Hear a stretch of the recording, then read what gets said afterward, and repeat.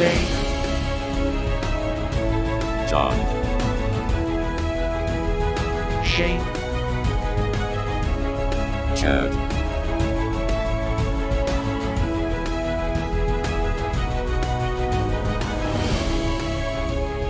these sci-fi guys.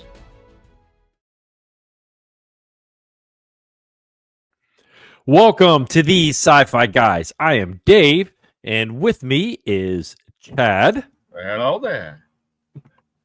We've got John. They, in fact, did hear the voices last week, Dave. It wasn't just me. The voices, well, all 13 of them, right? I'll tell you offline. And Shane. Happy Labor Day. Yes, today is Labor Day. We're recording this on September 1st. We're going to do a blast from the past. And no, it wasn't my choosing, which is very odd. more Usually shocking. I'm usually the one that chooses these older movies, but I did not choose this movie. And we watched this week, and we're going to discuss The Transformers, the movie. If you look at the little logo, that's how it is. The Transformers, the movie. Yeah. Yeah. We will definitely talk about marketing in this for sure. It's on my list of things to talk about. Yeah. Okay. Rotten Tomatoes. Give me your predictions. What you think what percentage did the Rotten Tomatoes give this movie? We'll start with Chad. I say about 50. Okay, 50%. John. 45. Okay. Shane. 67. Let's see if he looked. I did not. I think Shane looked. It was a 62. Dang, should have gone with my first guess. I was going to say 65. And see, I did not look. Again, He did not Sure. look. I did not look. Well, look at the synopsis that they put.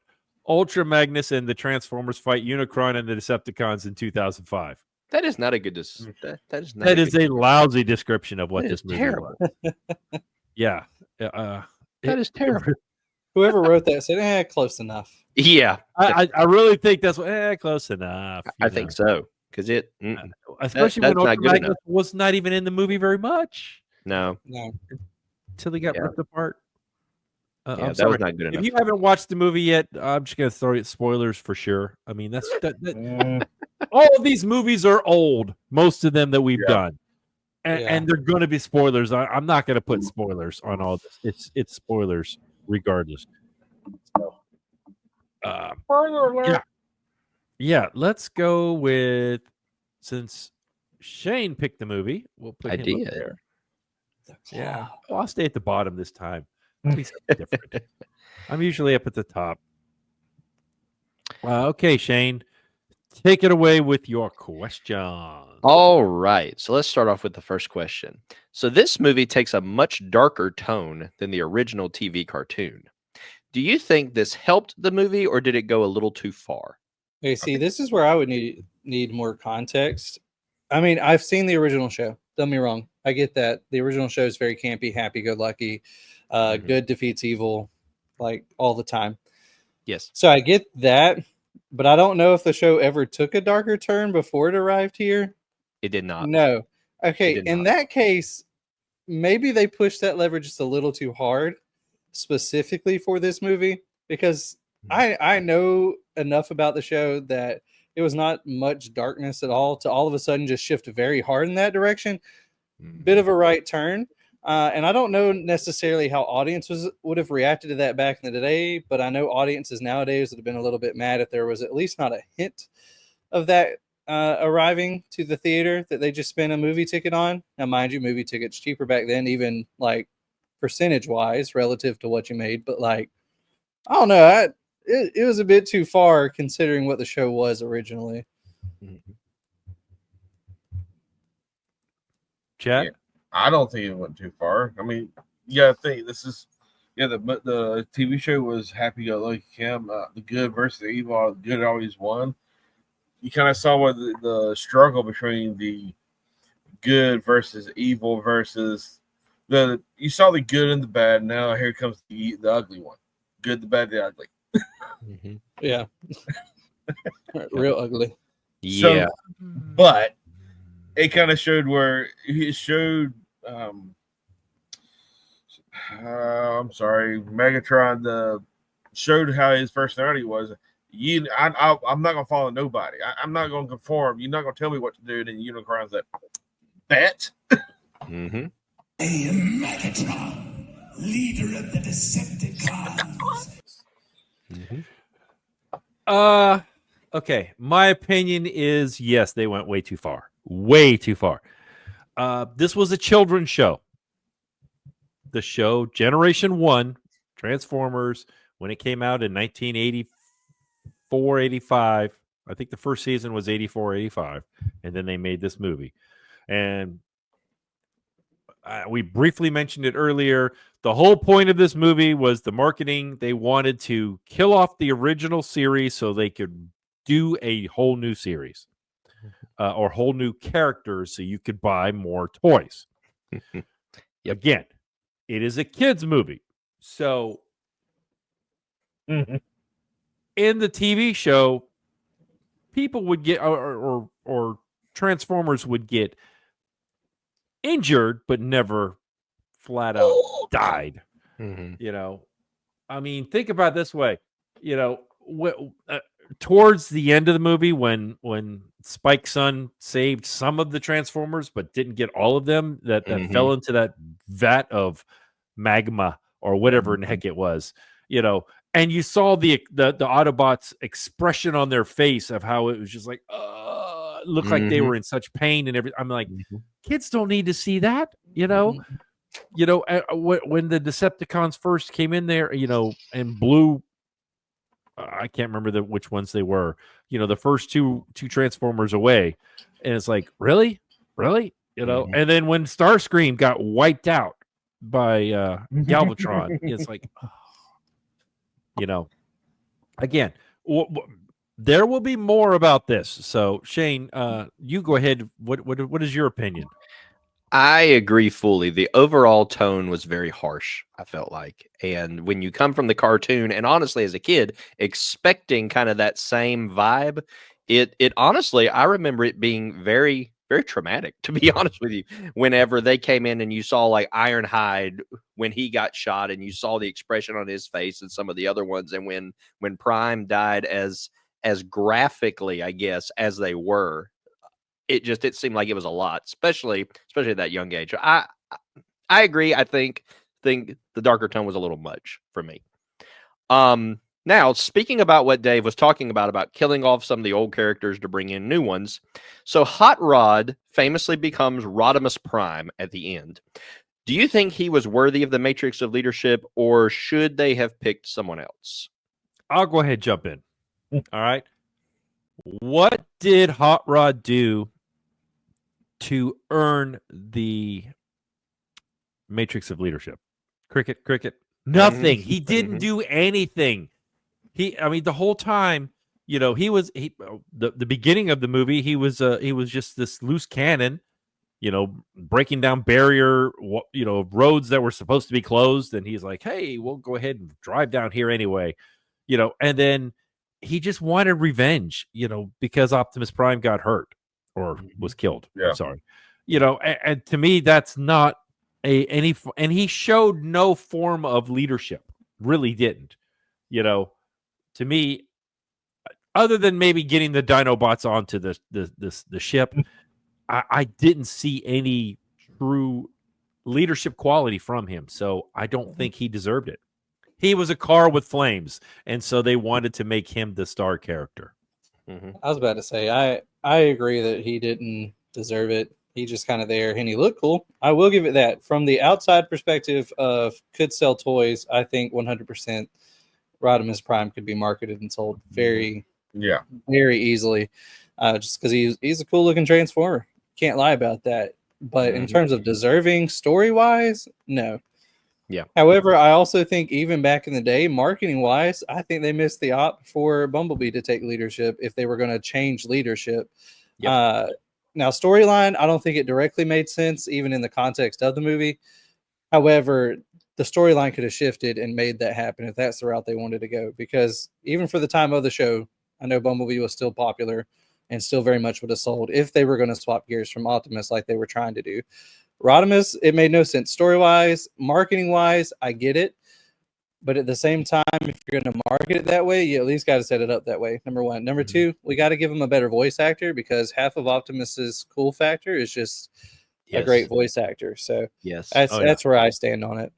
Yeah, that's fair. That's fair. Chad, I can't say much what you already been said. I agree with Dave. Yeah. So this leads to my next question, which this is one I kind of threw at the guys last minute, but it kind of came to me. So speaking of, well, what's your opinion? Hold on, what's your opinion? Oh, my opinion. Yeah, okay. Did Hot Rod or Rodimus Prime deserve the? So when you just isolate that specific story, I could kind of see it a little bit based on how he kind of grew whenever they got off the planet and they were trying to find the others and everything. He and Coop was the other guy. Cup. Yeah. They were kind of making their way through. He did show some leadership things.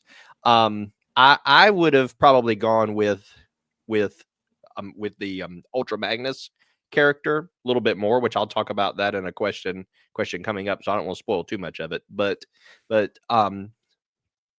as far as marketing, I do think that Hot Rod was a good choice. But as far as leadership qualities, I don't know that it necessarily fit, honestly. So speaking of the matrix of leadership, why do you think Unicron waited until Optimus Prime died, first off, to attack Cybertron and the moon bases? And what specifically was significant about the matrix of leadership that Unicron wanted it destroyed so badly? You threw me for a loop. I don't remember getting that question. I sent it late. Yeah, like I think it was more of the light that what the Matrix provided. It was just if a Prime had the Matrix, also the Unicron couldn't survive. Somebody was leading, somebody had a stronghold there. You even saw Prime said, take the Matrix. Somebody in our ranks will rise up to shed the light. Mm-hmm. So. True. John, what you think? There's a fantasy series I read, and one of the main points of the main character is a symbol means a whole lot. And so if you destroy the symbol of power, which to me would be the matrix of leadership, then you end up taking away a lot of what they're expecting and willing to do. And in that case, you take away a lot of their power. So I think going after that is realistically just going after the symbol they look to, even though it may not actually have prevented anything of Unicron or started anything. It's a symbol, and it's a symbol of hope to the Autobots, and I think destroying that symbol takes away some of their power. Okay. Dave, what you think? Give me the question again. I was sorry. I was distracted at John. His face kind of went blank on mine. You're fine. So why do you think Unicron waited until Prime died and gave up the matrix of leadership to attack Cybertron and the moon bases? And what do you think is so significant about the matrix of leadership? What makes it so important?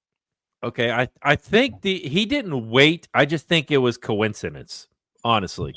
The way I was reading the story is he was on the way.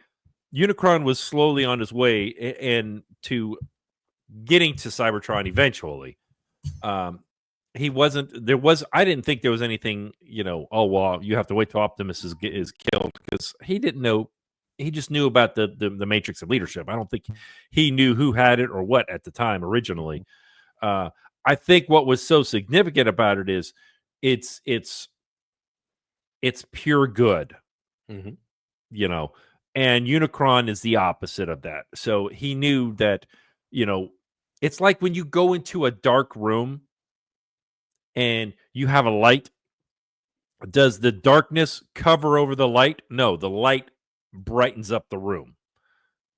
So that's kind of how I saw the Matrix of Leadership. Is that was the light, and it would be able to defeat. He knew it would be able to defeat him. Mm-hmm. There you go. I agree totally. I think Dave hit the nail on the head. It's kind of like the quote that Prime that Optimus Prime did when he died. It said, "This will light our darkest hour," and it did. Totally. All right. Who do you think is the most underrated Transformer in this movie? I say Blur, as my camera just tried to do. But I mean, dude, guy's super fast though. Blur was fun. Blur was fun. And see, I think that's the other part here. I think marketing, movie-wise, we set this dark tone. Blur had the chance to really be a comedic relief if timed well and done well. I think he has that going for him. He obviously has speed going for him. He might need to lay off some stuff, some weird oils and such. But overall, I mean, I do think he was underrated in a lot of ways. I think he could have been utilized a lot better as a character, especially with the specific powers and all that he was rolling with. So, Chad? I would say the Blur or the kid type that moon little cup or. Well, okay, so Cup was the one telling all the stories. Yeah, no, and then the kid was Spike's. No. son. It was, remember when they all lost the dinos and all of them lost. There was one weird planet that was tossed into the sharks. Yeah, he got introduced. The one that was on that planet originally.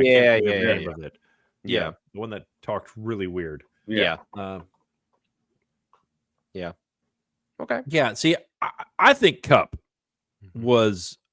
showed a lot of potential as a leader. He knew when it was time. Okay, you're in peril. You're going to fight a battle, but there's time to sit down and tell a story. There's time when to kind of get your troops calm before the storm is getting ready to happen.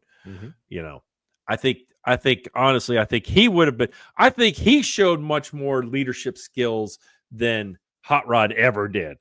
So if you were to say, who do you think it should be passed on to, I would have said Cup rather than Hot Rod. But I agree with that. Either that or Grimlock. Me, Grimlock. That'd have been fun. Me, Grimlock. Transformers. That's right. No, Cup was definitely one of my choices, but I think the other one who was kind of overlooked in his own sense was Ultra Magnus. I think they just kind of passed over him. Be honest with you. That is true. When you look at the things that he said and the things that he did, honestly, he sacrificed himself to try to save all of the others when they were on the debris planet. And I mean, he really showed a lot of leadership that you would have thought that the Matrix would have worked for him. And I think the overall feel that they were trying to get from him was that because he was the person who should have taken over for Prime, that it kind of looked past him and he wasn't worthy. But I mean, he showed a lot of leadership skills, really and truly. And I just think they overlooked him. Yeah. Sometimes the correct one is the correct one. Yeah. It doesn't have to be the underdog, or it doesn't have to be, let's go look in left field to find the right character. No, sometimes it is the one you think it needs to be. And that's just the way life is. That's true. Very true. All right. Last question. The movie soundtrack took a big turn from the cartoon and involved a lot of heavy 80s rock and metal music. How did this music enhance this movie with the tone that it was taking, or do you think it took away from the movie?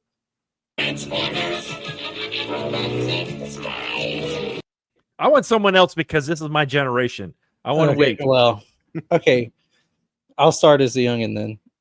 I don't necessarily think the 80s rock and metal music took away from it. However, I do think there were moments where it should have been dialed back simply because it wasn't the right time. Like, for example, when we have 80s rolling in the background of the fight scene with Optimus and Megatron there towards the beginning, like, I think that would have been much better orchestral, building up to a climax and just hitting a hard point, really making it emotional. But instead, we still kind of had like just power rock in the background, moving and grooving. And there were just several times throughout the movie, I'm like, okay, I get what we're going for. We're just pushing it a little too hard at the wrong times.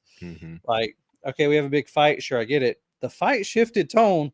Let's shift tone with it and just dial it back a second. So it's not that the 80s rock and metal was bad so much as it was, I think it was misplaced at times. Yeah, I agree. That battle should built up to it. It didn't hurt it, but it didn't help it. It was just too. But it seems like they threw the music in there. Just went, oh, we gotta have music in here. I'm gonna put it in this time just to break up the silence. Okay. There are aspects of this movie where the 80s metal, like John said, absolutely fit. However, when you do the same song multiple times, it really loses something. You know, like at the beginning when you heard the touch, you know, he's got the touch. I don't want to play it because we'll get copyrighted. Yeah. But you know, when Optimus Prime comes out, you know, and then that song starts playing, you know, you're like, oh, this is like Flash Gordon. Okay, something's gonna happen here because they wouldn't have this big of a song right now, you know, so you knew something was going to happen. And then every time something big was going to happen, you'd have some kind of big rock song with it. You got to remember, this was 1986 when this came out. Motley Crue, Stryper, Ozzy Osbourne, Metallica, all these groups, they could do no wrong. They were on the radio all the time, you know, and so many people loved that type of music. So there were, I mean, it makes sense. Queen, you know, was in Flash Gordon. So, you know, they kind of was going with that same vibe with this, but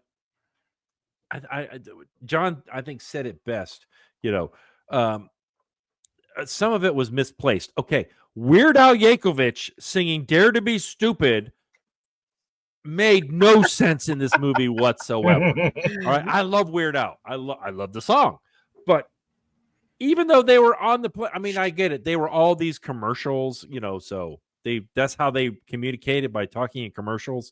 But it just it didn't make any sense, you know. Yep. Yeah. What else did I say? Oh yeah. Go back and watch G.I. Joe cartoon. All right. If you think about it, each season had a different theme with G.I. Joe, right?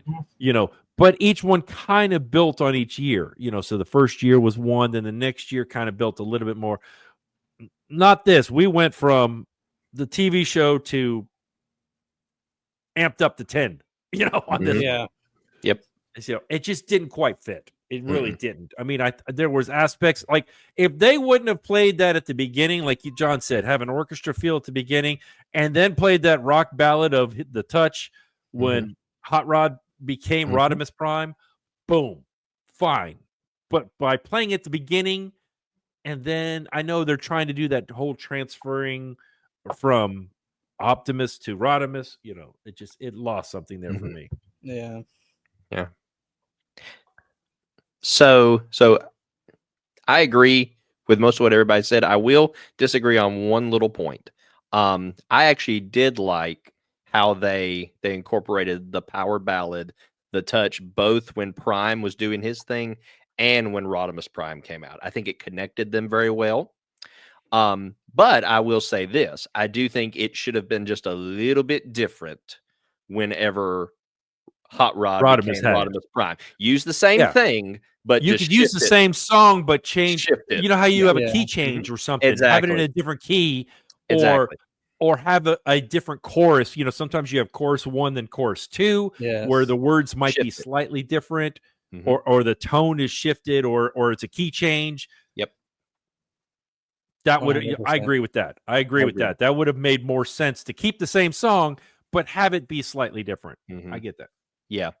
But like y'all said, just like the tone of the movie, the music was too much too quick. I felt like you could have used some of the 80s rock and metal in certain places where it would have been very, very powerful, but I just think it was too much too fast, honestly. Just like a lot of the other things in this movie that I'm sure we will talk about in the fixes, but yeah. We It are was just a fixing it little tonight, though. Too much, a little too much. But let's go ahead and rate this. Okay, we're going to rate this movie on a scale of 0 to 5 lightsabers. And yes, we can do halves. Shane, you chose this movie, so you get to start us out. Okay. So I have always been a huge Transformers fan since I was a little kid. I owned all of the toys and everything. Watched every season of the cartoon. Even watched the later live action movies, which will those don't need to be mentioned at this point. Thank you. But I like I said earlier, I think this movie tried to go way too dark, way too quick, and it tried to get rid of those characters, those iconic characters. And I feel like if they would have kept some of the iconic and added a few instead of killing them all off and starting with all new ones and introducing some extremely weird ones on extremely weird planets, just going way off in left field. I think it did way too much.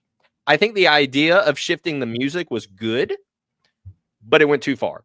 Just like with the darkness of the story, it went too far. Just like with the characters, it went too far. I think the idea was there, but they hyped it up to 10 when it only needed to be about a 3 or a 4. Yeah. So because of that, I think the intentionality was there, but it just didn't hit home. So I would have to give this a 2.5. Okay, 2.5. Chad. Yeah, you're gonna make me be the bad guy on this one. No, go right ahead. I didn't choose it. Yeah. I am sorry, Shane. I love Transformers. I love this. It can went a little dark, a little too soon, too fast. I agree with all that, but 2.5, I can't go. I don't see even going at 3. Yeah, just because what it is, you killing off Optimus Prime, you marketing thing. Why would you kill the main guy? They're trying to get rid of Optimus Prime. That's sorry, I disagree with that.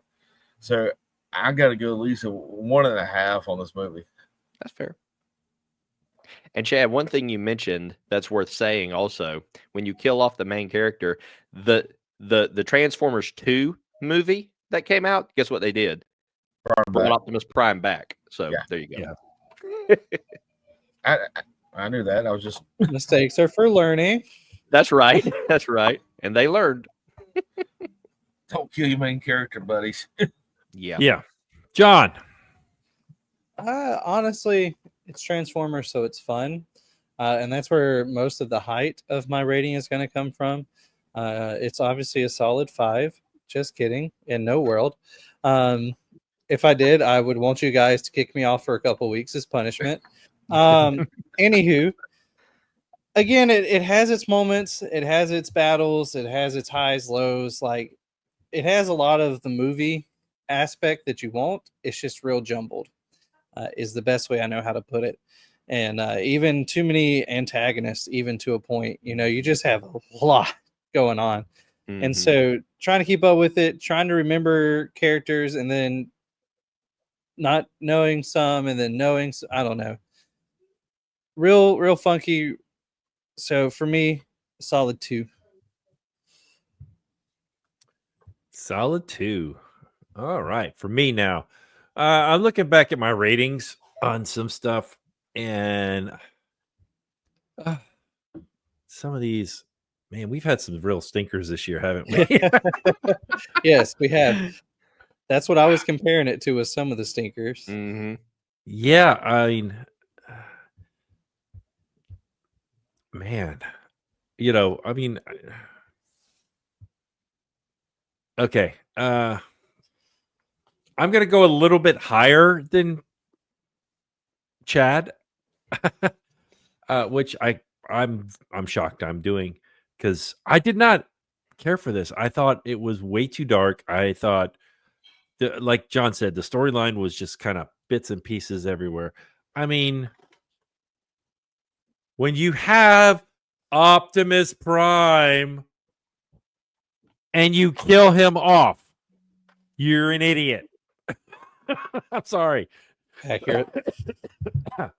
But I cannot say this was worse than Free Jack.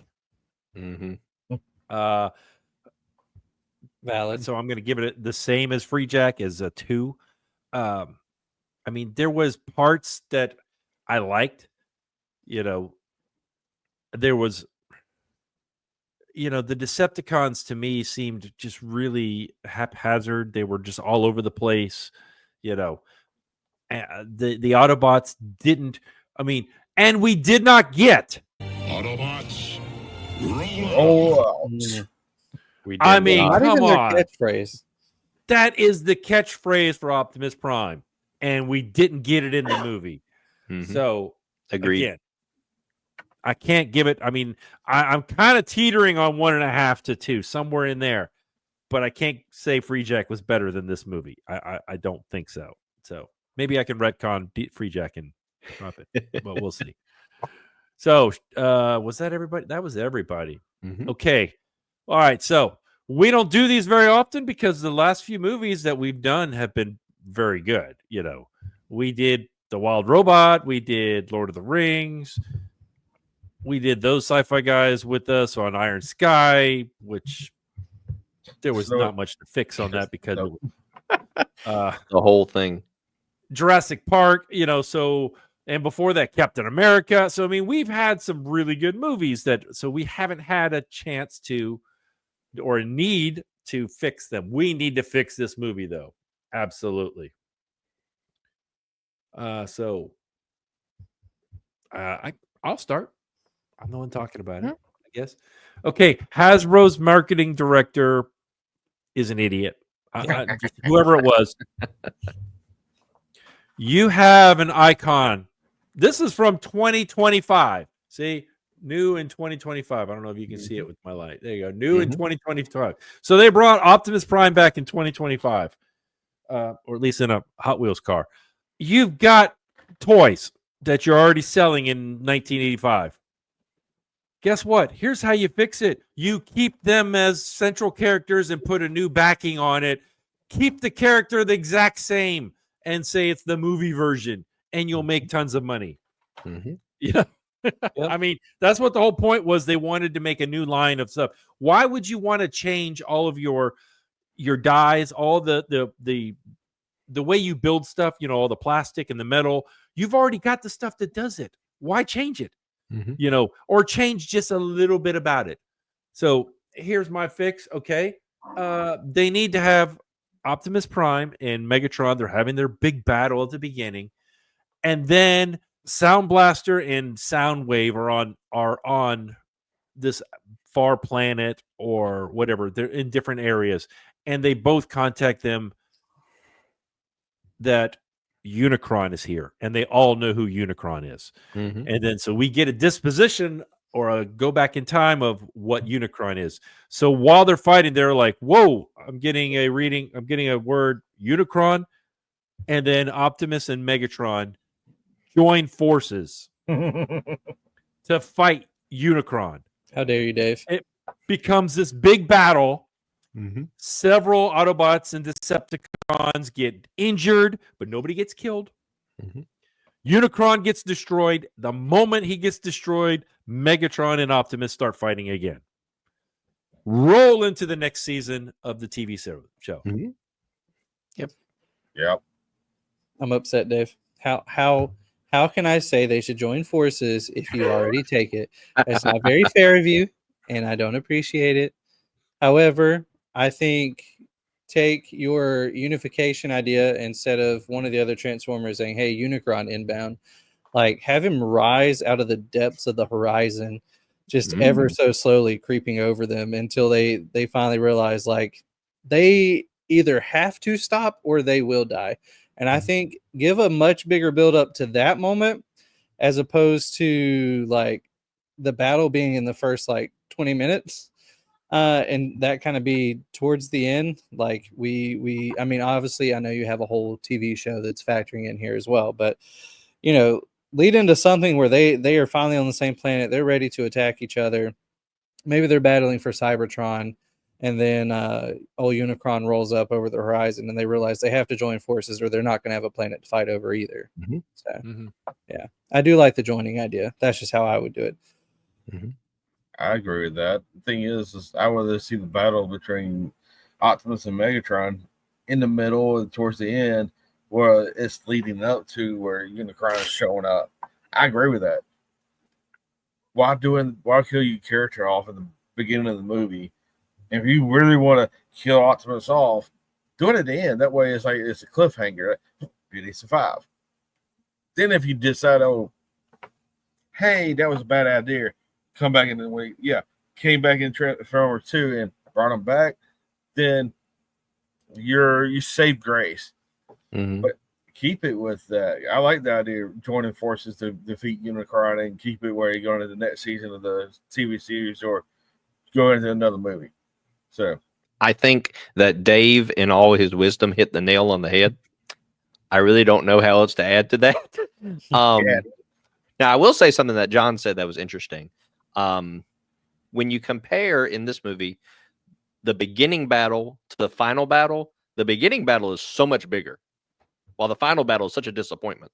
So I feel like if you, like John said, you kind of have it to where Unicron is coming and attacking, and that's kind of when you see the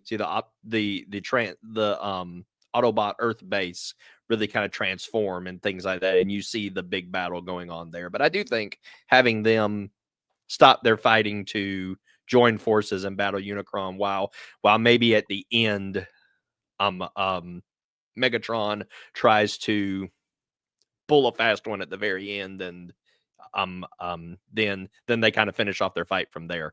So yeah, I agree. Yeah, I mean, if you want to introduce new characters, that to me would be the easiest way to do it. You still keep your core. They may not be as, you may not see. You only saw Bumblebee in this movie for I think a total of like 2 seconds.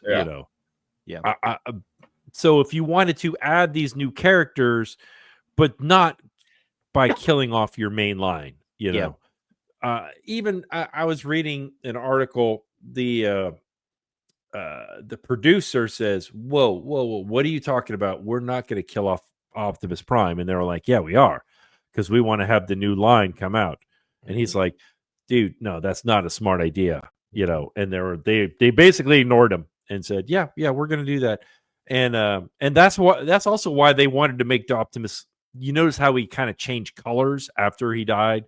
Mm-hmm. They actually the writer or the one in charge of Hasbro said we want it to look like that purposely because we want them to say like his soul has left him.